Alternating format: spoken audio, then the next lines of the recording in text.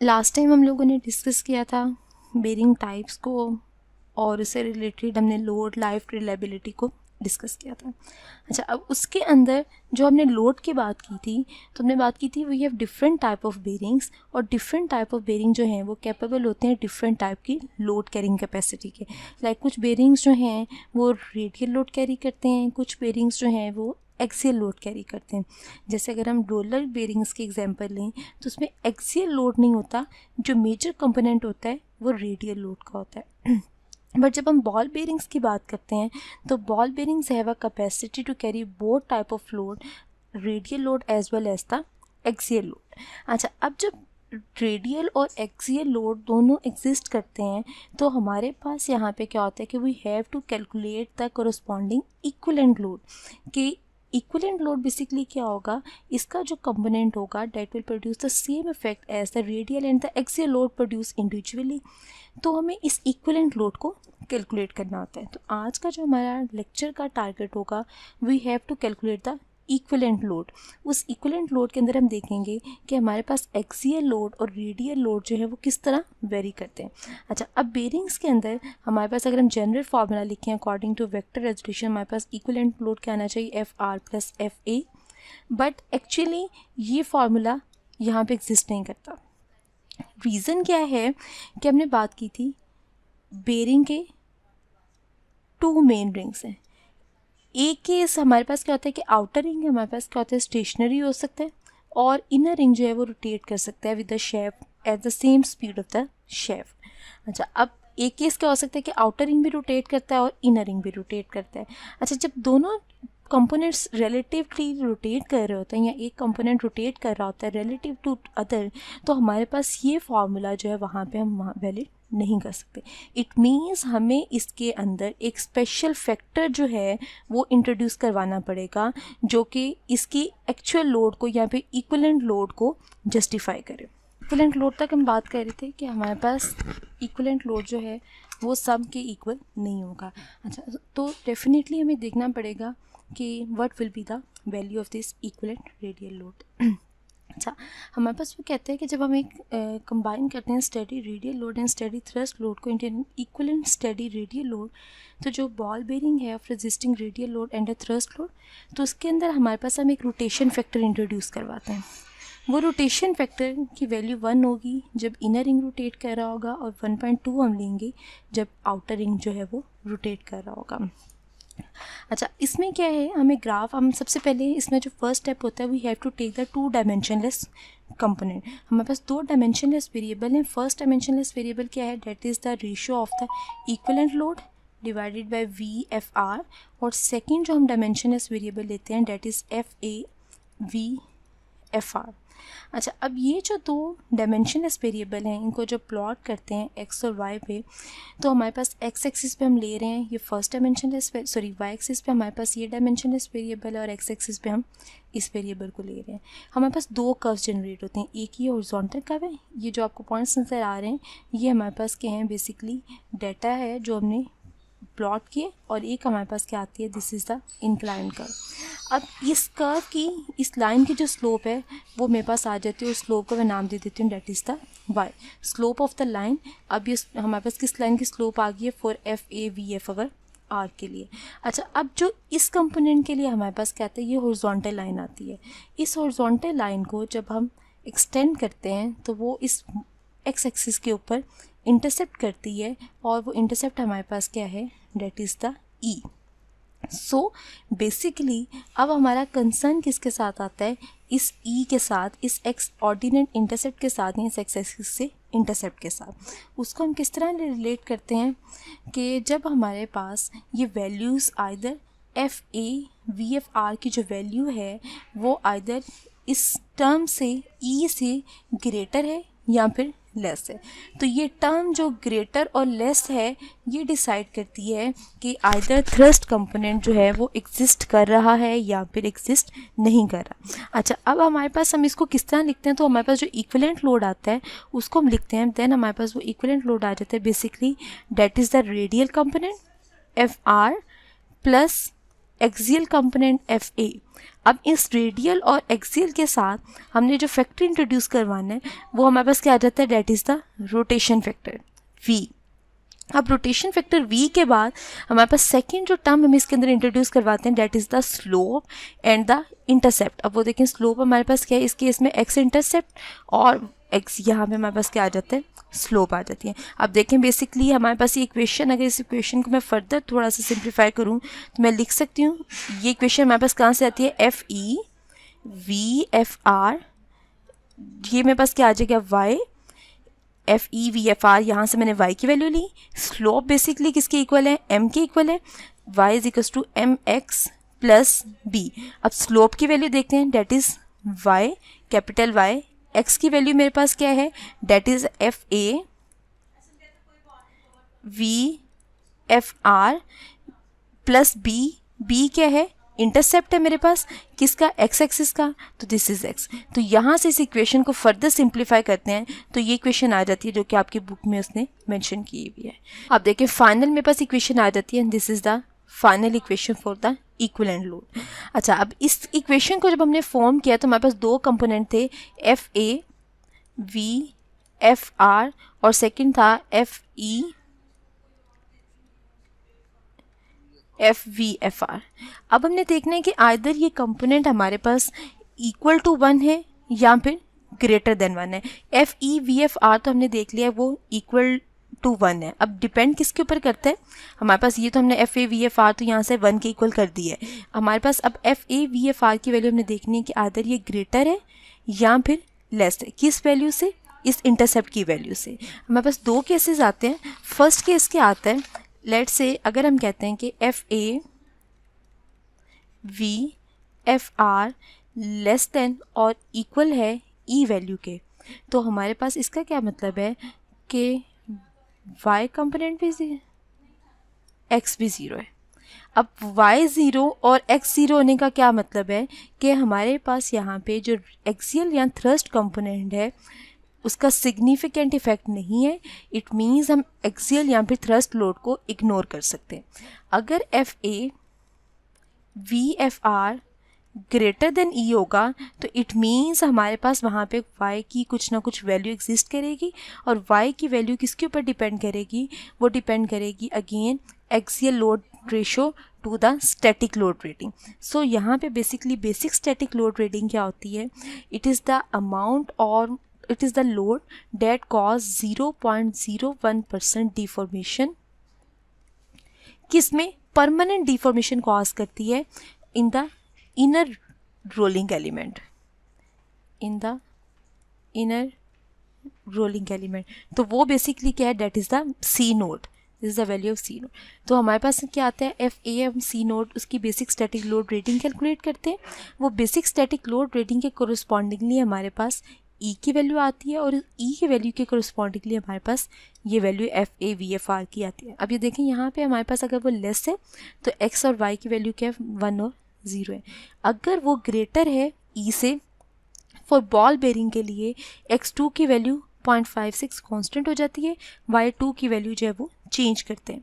अब Y2 की value जैसे जैसे इंक्रीज होती जाएगी इट मीन्स एक्सियल कंपोनेंट उतना ज़्यादा इन्हेंस होता जाएगा या फिर थ्रस्ट जो है उसका कंपोनेंट उतना ज़्यादा डोमिनेंट होता जाएगा। सो ये हमें बताएगा वैल्यू, ये रेशियो डिटरमाइन करेगी कि either axial component is dominant और नॉट। और ये केस क्या डिफाइन करेगा कि एक्सियल कंपोनेंट और the axial load is small enough that do not effect the equivalent load. तो बताते हैं कि टेबल 11/1 जो है वो रिप्रेजेंट्स करता है value of x1, y1, x2 and y2 as a function of E which in turns as a function of FAC naught where C naught is the basic static load rating. तो अभी मैंने बताया कि basic static load rating क्या है, जो कि permanent deformation cause करती है 0.001 times the diameter of the rolling element. So the basic static load rating is typically tabulated along with the basic dynamic load rating C10 के साथ इन bearing manufacturers publication. अच्छा, अब आपने इस टेबल को read किस तरह करना है, हमारे पास सबसे पहले आगे जो प्रॉब्लम होगा, सबसे पहला हमारा स्टेप क्या होगा, we have to calculate this ratio FAC naught. ये रेशियो फाइंड आउट करेंगे, इस रेशियो के कोरिस्पॉन्डिंगली ई की वैल्यू सेलेक्ट करेंगे। जब ई की वैल्यू हमारे पास आ जाएगी तो हम रेशियो कैलकुलेट करेंगे FA और VFR की। अगर वो रेशियो लेस देन है या इक्वल टू ई है तो हम x1 y1 0 सेलेक्ट कर लेंगे, और हमारे पास इक्वलेंट लोड किसके इक्वल आ जाएगा, it's simply equal to XV into FR के इक्वल आ जाएगा। ये कौन सा केस होगा, जब FA VFR लेस देन और इक्वल टू ई है। अगर यहाँ पे ई की वैल्यू ग्रेटर है तो हम क्या करेंगे, यहाँ पर आ जाएंगे, यहाँ से x2 की वैल्यू कांस्टेंट है, देन y2 की वैल्यू फाइंड आउट करेंगे। y2 की वैल्यू फाइंड आउट करेंगे तो उस केस में हमारे पास इक्वलेंट लोड किसके इक्वल आ जाएगा, that is equal to XVFR plus y into FA। तो उस केस में हमारे पास ये x2 आ जाएगा और ये y2 आ जाएगा, यहाँ पे x1 आ जाएगा। तो इस केस में हम यहाँ से इस फॉर्मूला के अंदर वैल्यूज पुट करके इक्वलेंट लोड जो है वो फाइंड आउट करेंगे।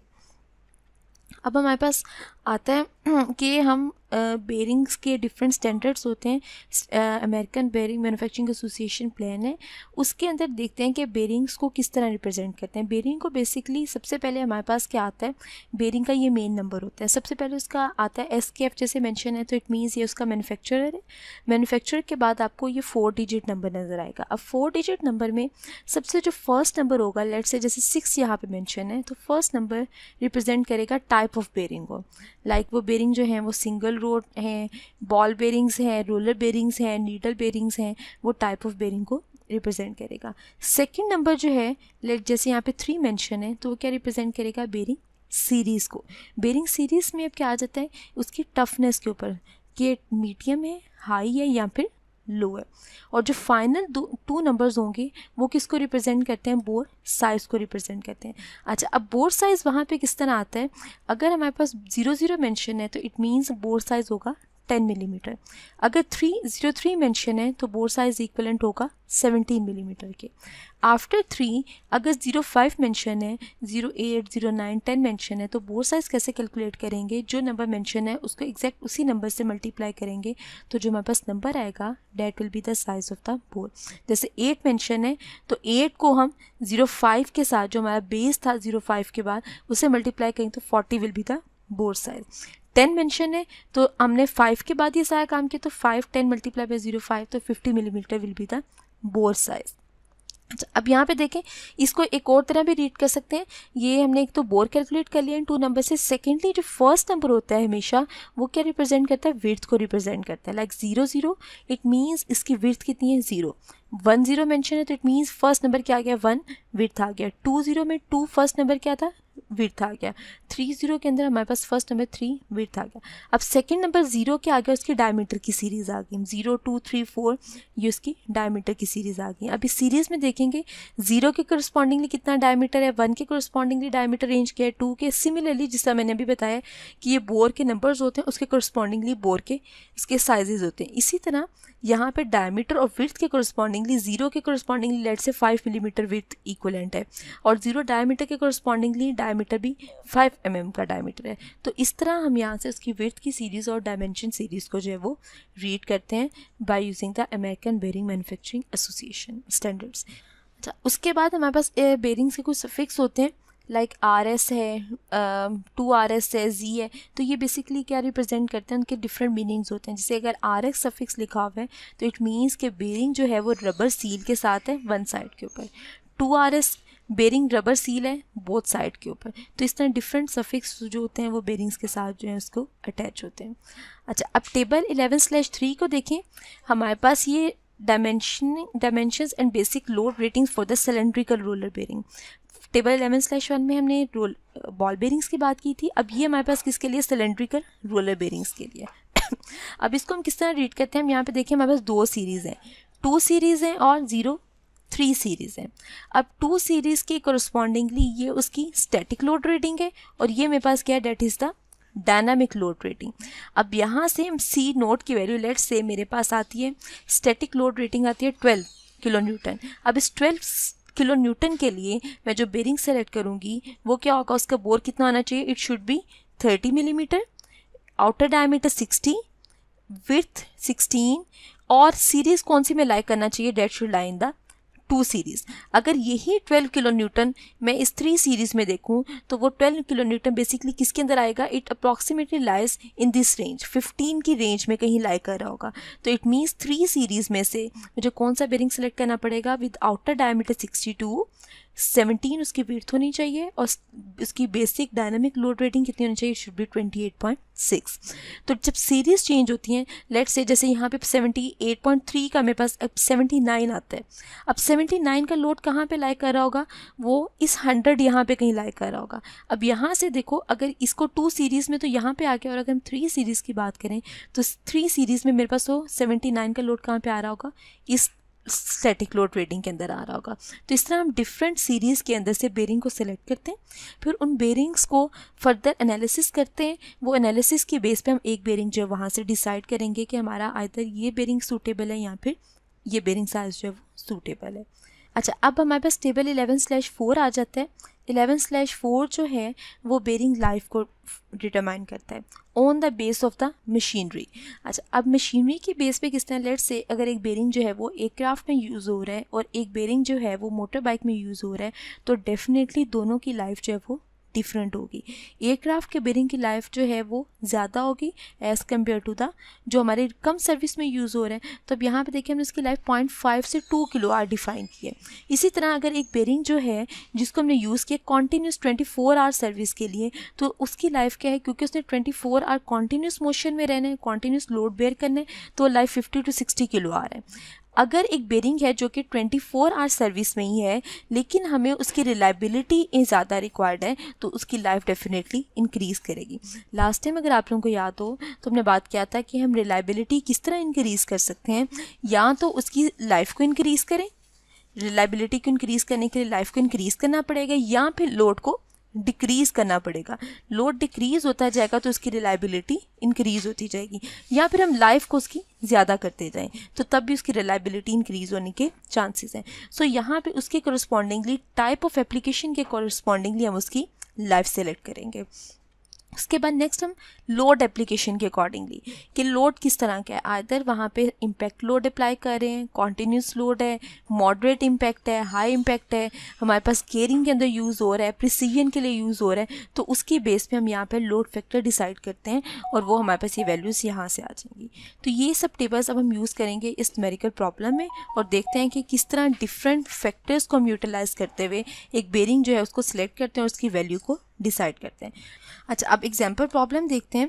इस एग्जाम्पल प्रॉब्लम में देखें वो कहते हैं कि SKF बेरिंग 6210 है, एंगुलर कॉन्टैक्ट बेरिंग है। अब मुझे बताएं SKF क्या हो जाएगा, उसका मैन्युफैक्चरर 6 किसको रिप्रेजेंट करेगा, टाइप को, ठीक है, 2 किसको रिप्रेजेंट करेगा, सीरीज़ को, उसकी टफनेस उसकी हार्डनेस की प्रॉपर्टीज़ को रिप्रेजेंट करेगा, और 10 बेसिकली क्या है, उसका बोर्ड साइज़ है। तो अब यहाँ पे मेरे पास बोर्ड साइज़ कितना आ जाएगा, 10 × 5, तो that will be equal to 50 mm जो है उसका बोर आ जाएगा।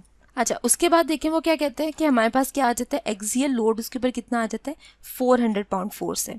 तो यहाँ पे हम उसका डेटा साथ साथ लिखते हैं, axial load that is equal to 400 pound force. Radial load कितना है हमारे पास, that is equal to 500 pound force है।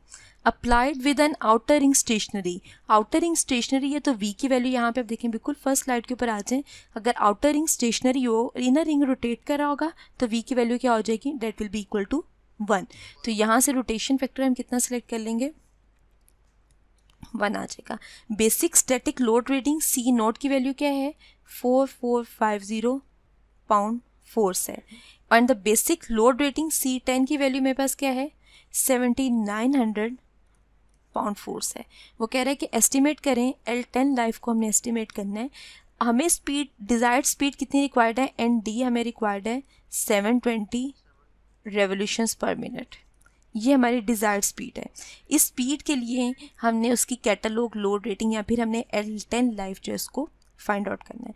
अच्छा, अब सबसे फर्स्ट स्टेप हमारे पास क्या होगा, first we have to calculate, हम अभी मैंने जो स्टेप्स हैं इसको नोट डाउन कर लें। फर्स्ट स्टेप हमारे पास क्या है, we have to calculate the ratio FA C naught, first ये रेशो कैलकुलेट करनी है। सेकंड स्टेप हमने क्या करना है, इस रेशो के correspondingly we have to select the value of E की वैल्यू सिलेक्ट करनी है।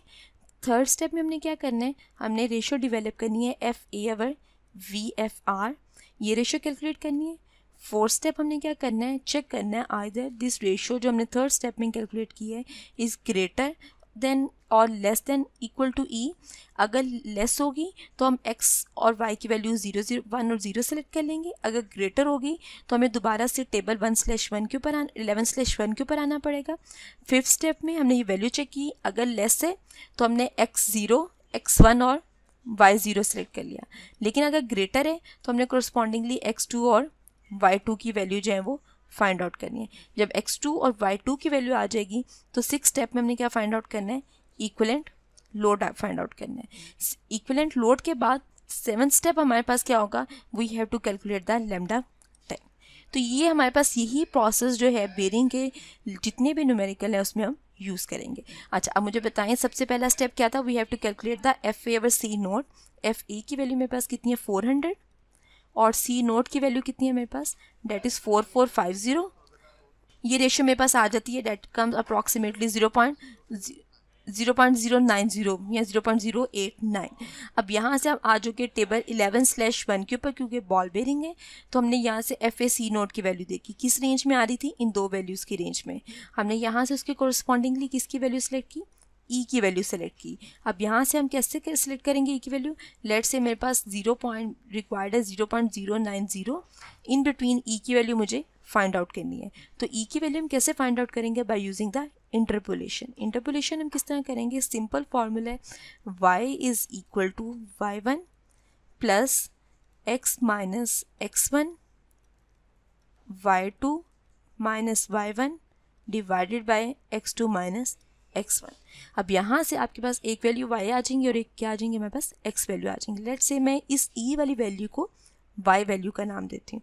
अब यहाँ से x वैल्यू मुझे बताओ y1 किसकी इक्वल आ जाएगा, that will be equal to 0.28 plus x की वैल्यू हमारे पास क्या है 0.090 माइनस x1 कितना आ जाएगा 0.084 plus sorry multiply by y2 मेरे पास कितने 0.30 माइनस 0.28, x2 कितने 0.110 माइनस 0.084। तो यहाँ से इस वैल्यू को जब हम सॉल्व करते हैं तो मेरे पास e की वैल्यू आती है अप्रॉक्सीमेटली डेट कम्स अबाउट 0.285। तो ये मेरे पास क्या आ गई, e की वैल्यू आ गई। जब e की वैल्यू आ गई तो नेक्स्ट स्टेप हमने क्या करना है, FA/VF ओवर R कैलकुलेट करना है। FA हमारे पास कितना था, that is equal to 400, V की वैल्यू 1 थी, FR हमारे पास कितना था 500, 0.8। अब देखें 0.8 ये रेशियो जो है लेस है या ग्रेटर है वैल्यू ऑफ ई से, ग्रेटर है हमारे पास।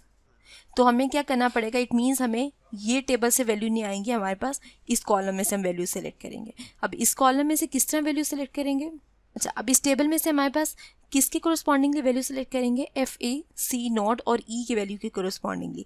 अब FA ओवर C नॉट हमारे पास क्या है 0.084 0.09 और कोरस्पॉन्डिंगली हमारे पास क्या आता है 0.110। अब यहाँ से हमारे पास y2 की वैल्यू आ जाएंगी, 0.084 के कोरस्पॉन्डिंगली y की वैल्यू क्या है 1.55, 0.110 के कोरस्पॉन्डिंगली क्या है 1.45। तो 1.55 एंड 1.45, इट मीन्स हमें 0.09 के लिए क्या इसकी वैल्यू रिक्वायर्ड है, y2 की वैल्यू रिक्वायर्ड है। सेम इंटरपोलेशन यही फार्मूला दोबारा से हम यूज़ करेंगे। तो मेरे पास यहाँ से जो y2 की वैल्यू आती है, लास्ट टाइम हमने की थी वो आती है 1.52 to 527 और 525। अभी देखिए हमारे पास y2 की वैल्यू आ गई, कोरस्पॉन्डिंगली x2 की वैल्यू हमारे पास क्या होगी, डेट विल बी 0.56। y2 की वैल्यू आ जाएगी तो हमें क्या कैलकुलेट कर लेंगे, इक्विवेलेंट लोड। इक्विवेलेंट लोड किसके इक्वल होगा, XV/FR plus y into FA। अब देखें x की वैल्यू भी है हमारे पास 0.56, v की वैल्यू क्या है 1, FR मेरे पास रेडियल लोड कितने 500, y की वैल्यू कितनी आ गई 1.527 और एक्सियल लोड कितने 400। तो यहाँ से देखें इक्विवेलेंट लोड हमारे पास किसके इक्वल आ जाता है 890.8 pound force, this comes the equivalent load.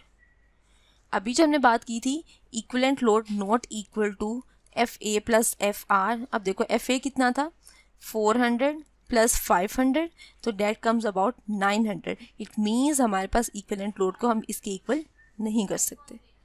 अच्छा, अब लास्ट में हमने इसका क्या कैलकुलेट करना था, L10 लाइफ कैलकुलेट करनी थी. अब L10 लाइफ के देखिए हमारे पास क्या फॉर्मूला है, लास्ट टाइम हमने डिस्कस किया था. हमारे पास डिजायर्ड स्पीड अवर कैटलॉग लोड रेटिंग, हमारे पास XD डिवाइडेड बाय XR या फिर XD डिवाइडेड बाय X10. इसको जब हमने आर्स में चेंज किया था तो जो हमारे पास फॉर्मूला बनता है वो ये हमारे पास for 60 lambda R n r, ये हमारे पास क्या है, catalog load rating. That will be equal to 10⁻⁶ divided by desired में हमारे पास कितनी रेवोल्यूशंस रिक्वायर्ड हैं, 720 रेवोल्यूशंस रिक्वायर्ड हैं. इक्वलेंट लोड हमने कैलकुलेट कर लिया 890. C10 लाइफ उसकी गिवन थी 790. E की वैल्यू बॉल बेरिंग के लिए किसकी इक्वल होती है, 3 के इक्वल. तो यहाँ से L10 लाइफ में बस किसके इक्वल आ गई, 16150 आवर्स के इक्वल आ गई. तो ये हमारे पास बेसिकली प्रॉब्लम था कि हमने L10 लाइफ जो है उस बेरिंग के लिए कैलकुलेट की थी. अब नेक्स्ट प्रॉब्लम के ऊपर आ जाते हैं. अब नेक्स्ट प्रॉब्लम हमारे पास क्या है, यहाँ पे वो कहते हैं कि हमारे पास एक शेफ्ट है, उस शेफ्ट के ऊपर एक हेलिकल गियर लगा हुआ है. अब हेलिकल गियर जो है वो हमें पता है तीनों तरह का लोड इसमें, axial, radial as well as tangential, वो तीनों लोड जो है वो उसके कंपोनेंट्स एग्जिस्ट करते हैं. इस शेफ्ट को हमने सपोर्ट किया हुआ है with the help of bearing. C और D के ऊपर ये दो बेरिंग्स लगे हुए हैं. C के ऊपर जो बेरिंग लगा हुआ है वो है बॉल बेरिंग, और D के ऊपर जो बेरिंग लगा हुआ है that is the roller bearing. हमने उस C और D लोकेशन के लिए बेरिंग की सिलेक्शन बतानी है कि हमें ये तो पता है कि टाइप जो है वो रोलर और बॉल बेरिंग है, बट किस सीरीज़ में लाइक कर रहा होगा वो हमने डिसाइड करना है. अच्छा, इसके अंदर वो बताता है कि हमारे पास जो एप्लीकेशन फैक्टर है वो 1.2 है. अब 1.2 एप्लीकेशन फैक्टर का क्या मतलब है, यहाँ से अगर आप देखें this is the 11.5 application factor, this is the load application factor. Application 1.2 है, इट मीन्स हमारे पास मशीनरी है जिसके अंदर नो इम्पैक्ट है, इम्पैक्ट फोर्स जो है वो नहीं एग्जिस्ट करेगी. हमारे पास कॉन्टीन्यूस या फिर स्मूथ मोशन है हमारे पास. अच्छा, अब यहाँ पे एक तो इम्पैक्ट एप्लीकेशन फैक्टर हमें बताया हुआ है.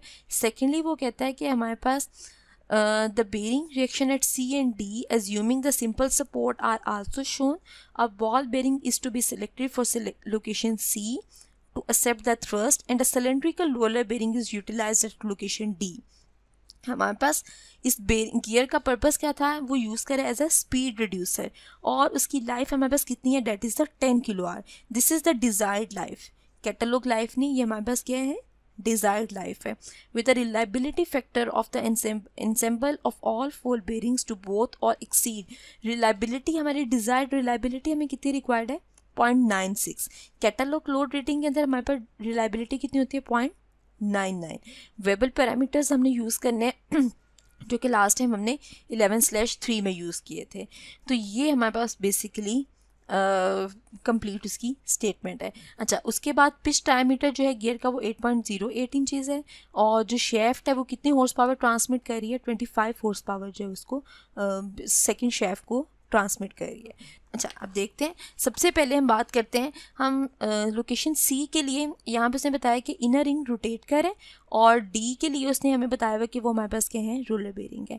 अच्छा, अब बॉल बेरिंग के अंदर उसने बता दिया कि थ्रस्ट का कंपोनेंट भी है. तो हम पहले A के लिए हम रोलर बेरिंग देखते हैं कि आइदर रोलर बेरिंग के अंदर थ्रस्ट कंपोनेंट एग्जिस्ट कर रहा है या नहीं कर रहा, और हम उसकी सिलेक्शन किस तरह कर सकते हैं. अच्छा, सिमिलर वही स्टेप्स जो हमने प्रीवियस न्यूमेरिकल में किए हैं उन्हीं स्टेप्स को हम यहाँ पे कंटिन्यू करते हैं. हाँ जी, सबसे पहले हमारे पास हम टॉर्क कैलकुलेट कर लेते हैं. टॉर्क किसके इक्वल आता है, that is basically equal to force due to the tangential component into R. अब इस फिगर में देखें, मुझे बताओ कौन सा टेंजेंशियल कंपोनेंट कौन सा होगा मेरे पास. यहाँ पे ए पॉइंट के ऊपर हमारा गियर लगा हुआ है. टॉर्क किस कंपोनेंट की वजह से प्रोड्यूस हो रहा होगा,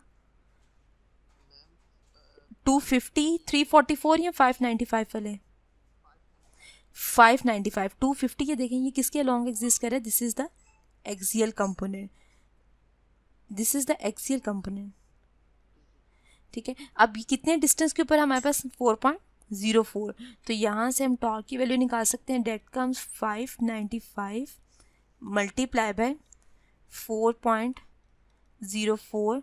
तो मेरे पास टॉर्क की वैल्यू मुझे बताएं कितनी आती है यहाँ पे. Date comes about 2403 pound .4. चले, मैंने उसको यहाँ पे, ये हमारे पास क्या आ जाएगी, टॉर्क की वैल्यू आ जाएगी। अच्छा, अब हमने टॉर्क की वैल्यू क्यों निकाली है, हमें यहाँ पे ये देखें डिज़ायर्ड लाइफ भी गिवन थी, डिज़ायर्ड रिलायबिलिटी भी गिवन है, बट हमें क्या रिक्वायर्ड है, डिज़ायर्ड रेवोल्यूशन रिक्वायर्ड है। तो डिज़ायर्ड रेवोल्यूशन निकालने के लिए, यहाँ पे डिज़ायर्ड स्पीड ऑफ शेफ्ट निकालने के लिए, अब ये लास्ट टाइम हमने फार्मूला ड्राइव किया था 63025 हॉर्स पावर के लिए फार्मूला था, divided by T that is equal to number of revolution. तो 63025 कितने हॉर्स पावर, 25 हॉर्स पावर है, और हमारे पास टॉर्क कितना आ गया 2403। तो यहाँ से मेरे पास जो डिज़ायर्ड स्पीड आ जाती है शेफ्ट की, मुझे बताएं कितनी आती है, डेट कम्स अबाउट 676.3 रेवोल्यूशंस पर मिनट। ये हमारे पास डिज़ायर्ड स्पीड भी हमने फाइंड आउट करी। अब नेक्स्ट स्टेप हम किसके लिए फाइंड आउट करें, लोकेशन डी के लिए हम फाइंड आउट करें। लोकेशन डी के लिए अब मुझे क्या रिक्वायर्ड होगा, इक्वलेंट रेडियल लोड। यहाँ पे थ्रस्ट कंपोनेंट एग्जिस्ट नहीं कर रहा, तो मेरे पास यहाँ से एफ डी किसके इक्वल आ जाएगा, date comes about 106.6 simply 297.5 square. तो यहाँ से लोड की वैल्यू मुझे बताए, इक्वलेंट रेडियल लोड किसके इक्वल आ जाएगा, इक्वलेंट रेडियल लोड, हाँ जी, कितनी आ रही है एफ टी की वैल्यू हमारे पास, that comes about 464.4 pound force. ये एफ टी की वैल्यू हमने फाइंड आउट करी। अच्छा, अब हमारे पास नेक्स्ट, अब देखिए उसने यहाँ पे क्या बताया, रिलायबिलिटी बताया है। Reliability for all 4 bearings of the both shaft to equal और एक्सीड 0.96। तो ये 0.96 4 बेरिंग्स के लिए। तो अगर मुझे इंडिविजुअल बेरिंग की रिलायबिलिटी फाइंड आउट करनी है, तो रिलायबिलिटी ऑफ इंडिविजुअल बेरिंग कितना आ रहा है, 655.6 रेवोल्यूशंस पर मिनट। अच्छा, अब रिलायबिलिटी 4 बेरिंग की रिलायबिलिटी कितनी है, 0.96। तो इंडिविजुअल बेरिंग की रिलायबिलिटी किसकी इक्वल आ जाएगी, 1 बेरिंग 0.96 पावर 4। तो मेरे पास 1 बेरिंग की जो रिलायबिलिटी आ जाती है, डेट कम्स अबाउट 0.99। ये हमने इंडिविजुअल रिलायबिलिटी निकाल ली। नेक्स्ट स्टेप हमने क्या करना है, अब डिज़ाइन लाइफ निकालनी है 4 बेरिंग्स के लिए। डिज़ाइन लाइफ फॉर 4 बेरिंग्स, वो मेरे पास किसकी इक्वल आ जाएगी, हमारे पास सॉरी फॉर बोथ बेरिंग्स। तो that comes X D will be equal to L D over L10। तो एल डी हम इसको अगर चेंज करें, नंबर ऑफ आर में 60, number of R life in number of R, desired speed divided by L10। L10 की value मेरे पास कितनी होगी, that will be equal to 10⁻6 60। Lambda D हमारे पास कितने हैं, अब यहाँ से आ जाएं, लेमडा डी उसने कितना बताया हुआ, डेट इज़ 10 किलो आर। तो 10 मल्टीप्लाई बाय 10⁻3। डिज़ायर्ड स्पीड अभी हमने कितनी निकाली, 655.6 बताई थी आपने, ये हमारे पास आ जाएगी एक्स डी। तो यहाँ से एक्स डी की वैल्यू जो हमारे पास आती है, डेट कम्स अबाउट 393.2। तो ये हमने डिज़ायर्ड लाइफ निकाली दोनों बेरिंग्स की, रिलायबिलिटी भी निकाली और हमने डिज़ायर्ड लाइफ भी दोनों बेरिंग्स की फाइंड आउट कर ली। अच्छा, अब हमारे पास नेक्स्ट स्टेप क्या है, हमने कैटलॉग लोड रेटिंग उसकी फाइंड आउट करनी है। C10 फॉर्मूला हमने लास्ट टाइम ड्राइव किया था, AF application factor into load equivalent radial load at point D, XD X note plus theta minus X note 1 minus R note 1/B power 1/A। ये formula last time हमने C10 life के लिए find out किया था। अब AF हमें उसने numerical में गिवन है, एप्लीकेशन फैक्टर कितना है, that is equal to 1.2। FT हमने निकाला था, वो हमारे पास किसके इक्वल था, 316। XD की वैल्यू हमने फाइंड आउट कर ली 393.2। X note theta minus x note, ये एग्जाम्पल 11/3 जो हमने लास्ट टाइम की थी, उसमें जो पैरामीटर्स थे उसमें एक्स नोट था 0.02 कांस्टेंट पैरामीटर्स है, और थीटा माइनस एक्स नोट की वैल्यू थी 4.439 गिवन है, और 1 माइनस आर नोट की हमने वैल्यू रिलायबिलिटी हमने निकाली है, डेट इज़ 0.99।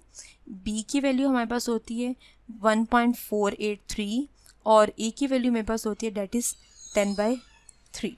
ये सारी वैल्यूज़ यहाँ पुट करेंगे तो यहाँ से C10 लाइफ हमारे पास किसकी इक्वल आ जाती है, date comes about 3591 pound force. और जब हम इसको किलो न्यूटन में चेंज करते हैं तो ये अप्रॉक्सीमेटली आती है, that comes approximately 16 kilo Newton.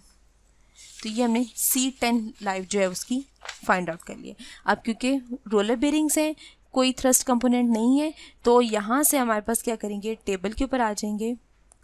Table 11/3 में 11/3 में अगर देखें हमारे पास कितना लोड आया है, 16 किलो न्यूटन का। मुझे बताओ 16 किलो न्यूटन के लोड, C10 16 किलो न्यूटन आया है, तो 2 सीरीज़ में कौन सा बेरिंग हम सेलेक्ट करेंगे, 25 मैं यहाँ पे लिख सकती हूँ 25 2 सीरीज़ हमने 2 सीरीज़ में सेलेक्ट किया। अच्छा, और अगर मुझे 3 सीरीज़ में सेलेक्ट करना होगा तो मैं कौन सा सेलेक्ट करूँगी, अगर वही बेरिंग हम 3 सीरीज़ में सेलेक्ट करना चाहें 16 किलो न्यूटन का, तो हम कौन सा बेरिंग सेलेक्ट करेंगे, 62 यहाँ पे आउटर डायमीटर 62 है। यहाँ पे सिंपली बोर साइज हमारे पास क्या चल रहा है, 25 में ही 3 सीरीज़ जो हैं हम वो सेलेक्ट कर सकते हैं। 25 2 सीरीज़ और 25 3 सीरीज़ जो है वो उसके लिए हम बोर 16 किलो न्यूटन के लिए उस बेरिंग को सिलेक्ट कर सकते हैं। अब नेक्स्ट में हमने क्या सिलेक्ट करना है, बॉल बेरिंग सेलेक्ट करना है। एंगुलर कांटेक्ट है लोकेशन C के लिए और इनर रिंग रोटेट कर रहा है। इनर रिंग रोटेट कर रहा होगा तो V की वैल्यू मेरे पास कितनी आ जाएगी, that will be equal to 1 आ जाएगी। हमारे पास ये एप्लीकेशन हमने V रोटेशन फैक्टर जो है वो फाइंड आउट कर लिया। अच्छा, अब बात देखते हैं हम इसके लिए। अच्छा, अब बॉल बेरिंग सबसे पहले हमने यहाँ पे इस फिगर के ऊपर आ जाए। अब मुझे यहाँ से बताओ एक्सियल लोड C पॉइंट के ऊपर एक्सियल लोड की वैल्यू क्या होगी, ये हमारे पास C पॉइंट है। इस C पॉइंट के ऊपर मुझे एक्सियल लोड की वैल्यू बताएं कितनी है, this is the axis of the shaft ना, ये उसने शो किए हुए।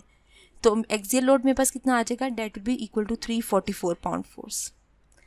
अब मेरे पास इक्वलेंट रेडियल लोड यहाँ पे कितना आ जाएगा, यहाँ उसको इस हाफ आर लिखते हैं, तो 356.6 स्क्वायर प्लस 297.5 स्क्वायर। तो ये हमारे पास क्या आ जाएगा, इक्वलेंट रेडियल लोड इसका कंपोनेंट। तो ये मेरे पास फोर्स आ जाती है अप्रॉक्सीमेटली 464.4 पाउंड फोर्स आ जाएगी। अब हमने रेडियल लोड भी निकाल लिया और ये मेरे पास क्या आ जाएगा, उसका एक्सियल लोड आ जाएगा। अच्छा, अब हमारे पास क्योंकि यहाँ पे थ्रस्ट कंपोनेंट प्रेजेंट है, अगर थ्रस्ट कंपोनेंट प्रेजेंट है तो सबसे पहला स्टेप हमारे पास क्या होगा, we have to calculate ratio of FA over VFR। First step. अब मुझे बताओ FA मेरे पास कितने हैं, 344, V वैल्यू 1 है, R की वैल्यू FR की वैल्यू 464.4। तो ये रेशियो कितनी आती है हमारे पास, डेट कम्स अप्रॉक्सीमेटली 0.741। ये हमने रेशियो कैलकुलेट कर ली। सेकेंड स्टेप हमारे पास क्या होगा, अब यहाँ पे हमारे पास C, अगर हमारे पास लेट से FA की वैल्यू हमारे पास गिवन थी, अगर मेरे पास C नोट की वैल्यू होती तो मैं ये रेशियो कैलकुलेट करती और इस रेशियो के कोरस्पॉन्डिंगली मैं इसको लेस या इक्वल टू E चेक करती। अब मेरे पास इस प्रॉब्लम के अंदर C नोट गिवन नहीं है। प्रीवियस प्रॉब्लम जब हमने किया था उसमें C नोट गिवन था, वो एक केस था। इन अ केस जब हमारे पास C naught basic static load rating given नहीं होगी, so what we have to do, हम E की वैल्यू किस तरह हम फाइंड आउट करेंगे, तो उसके लिए हमें क्या करना पड़ेगा, हमारा जो स्टेप आ जाएगा, स्टेप नंबर 2 जो आप लिखेंगे, that is guess the initial value of x2 and y2। अच्छा, अब इनिशियल वैल्यू गेस करने का मेथड क्या होता है हमारे पास, लेट्स से अगर हम बॉल बेरिंग के टेबल के ऊपर आए, this is the table, x means हमारे पास ये पोर्शन तो हमने ऑलरेडी स्किप कर दिया, हमने इस पोर्शन के साथ डील करना है। अब हम इनिशियल वैल्यू किस तरह सेलेक्ट करते हैं, गेस हम किस तरह लेते हैं, हमेशा always start from the middle of the table, always select values from the middle of the table. अब मिडल ऑफ टेबल में से लेट से आप यहाँ से कोई एक वैल्यू सेलेक्ट कर लेते हो, मैं कहती हूँ मैं 1.63 सेलेक्ट करती हूँ, या 1.55 या 1.71, तो ये तीनों वैल्यूज़ जो है वो इन बिटवीन मिडल में कहीं लाई कर रही हैं। तो आप इनमें से कोई एक वैल्यू सेलेक्ट करो, लेट से आई एज्यूम 1.63 की वैल्यू मैं यहाँ से एक सेलेक्ट कर लेती हूँ। अच्छा, अब मैंने अगर वाइट x2 की वैल्यू तो मेरे पास क्या है, कॉन्स्टेंट है। अच्छा, x2 हमारे पास क्या है, 0.56 कांस्टेंट है। y2 की वैल्यू मैंने सेलेक्ट कर ली, फर्स्ट गेस मैंने ली है 1.63। हमेशा मिडल में से वैल्यू सेलेक्ट करनी है। तो मेरे पास अब स्टेप नंबर 3 क्या आ जाएगा, अब हम ऑपोजिट जा रहे हैं, x2 y2 आ गया तो we can easily calculate the FE। तो FE XV FR प्लस YFA, y2 and x2। x2 0.56, v की वैल्यू 1 है, रेडियल लोड हमारे पास कितना आया था 464.6 प्लस y2 1.63 और एक्सियल लोड कितना है हमारे पास 344। तो मेरे पास यहाँ से इक्विवेलेंट लोड कितना आ जाता है, date comes about 3.65 kilo Newton और 821 पाउंड फोर्स। पाउंड फोर्स के अंदर करेंगे तो 821 और किलो न्यूटन, क्योंकि हमारा टेबल किलो न्यूटन में और किलो न्यूटन में करेंगे तो हमारे पास ये वैल्यू आ जाएगी। जब हम इक्विवेलेंट गेस करने के बाद when we calculate the equivalent load, next we have to calculate the value of C10। अब C10 की वैल्यू हम कैसे कैलकुलेट करेंगे, हमारे पास जो फार्मूला है ये AFFD, इसी फार्मूला के अंदर वैल्यूज पुट करेंगे और C10 की वैल्यू कैलकुलेट करेंगे। AF हमारे पास एप्लीकेशन फैक्टर कितना है 1.2, हमारे पास FD की वैल्यू हमने कितनी फाइंड आउट की है, डेट इज़ 3.65। XD की वैल्यू हमारे पास कितनी है, हमने पीछे कैलकुलेट की थी, डेट इज XD की वैल्यू है हमारे पास यहाँ पे 393.2। उसके बाद हमारे पास पैरामीटर्स आ जाते हैं। X नोट के पैरामीटर हमारे पास किसके इक्वल है 0.02। नेक्स्ट पैरामीटर देखें थीटा माइनस X नोट हमारे पास किसके इक्वल आ जाता है 4.439।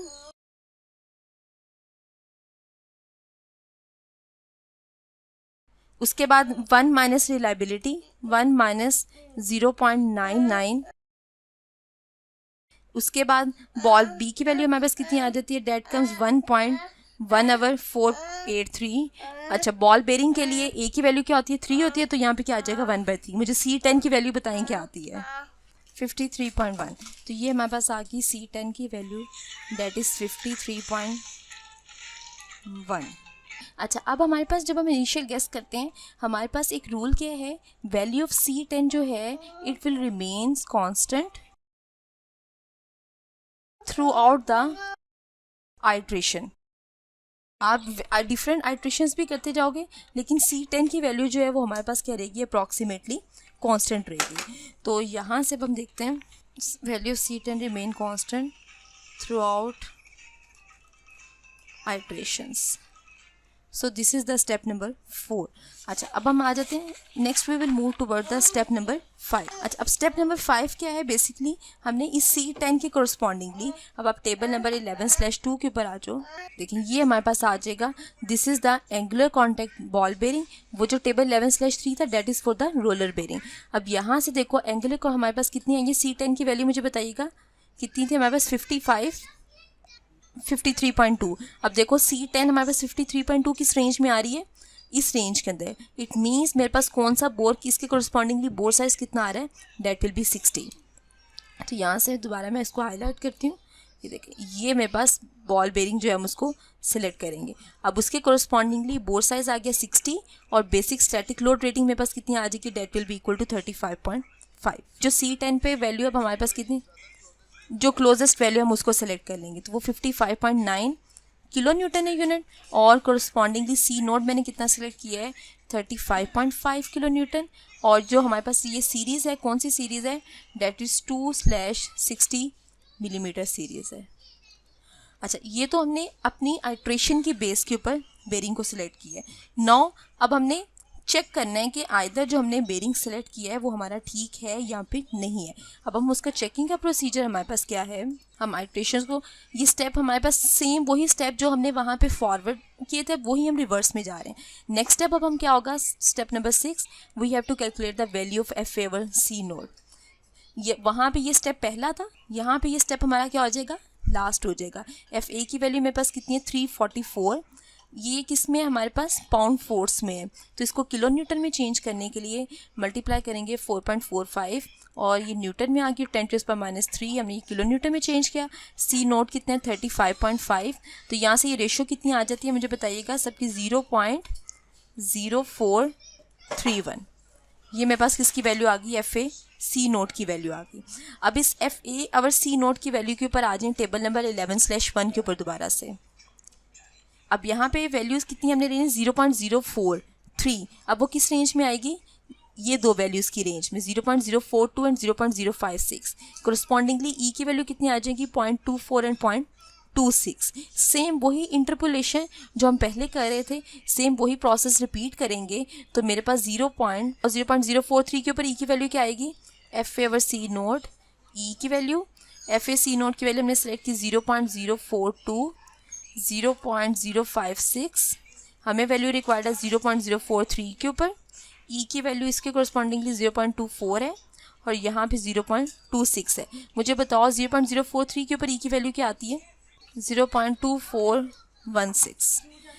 अच्छा अब ये देखें 2616 अप्रॉक्सीमेटली हमारे पास इन बिटवीन यहाँ पे एक वैल्यू आ गई, वो हमने 0.2416 हमारे पास ई की वैल्यू आ गई। अब नेक्स्ट स्टेप हमारे पास क्या होगा, हमने किसकी वैल्यू कैलकुलेट करनी है, F A V F are की वैल्यू कैलकुलेट करनी है।